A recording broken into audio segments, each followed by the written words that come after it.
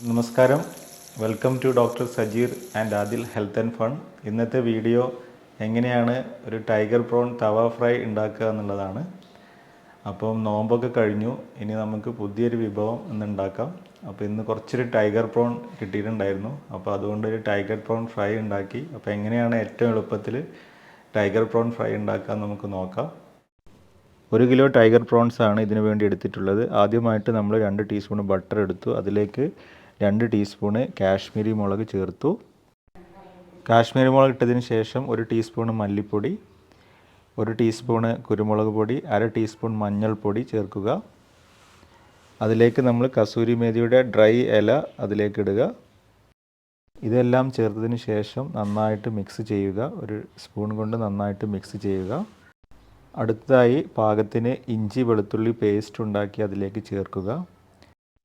ഇതിലേക്ക് ആവശ്യത്തിന് കറിവേപ്പില ചതച്ചതും ചേർക്കുക. പാകത്തിന് ഉപ്പ് ചേർക്കുക.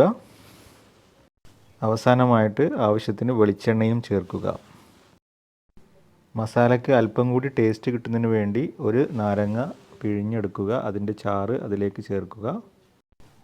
നാരങ്ങയുടെ നീര് ചേർത്തതിന് ശേഷം മസാല നന്നായിട്ട് മിക്സ് ചെയ്യണം. നന്നായിട്ട് മിക്സ് ചെയ്ത മസാല നമ്മൾ ഓരോ ടൈഗർ പ്രോണിലും നന്നായിട്ട് പുരട്ടുക.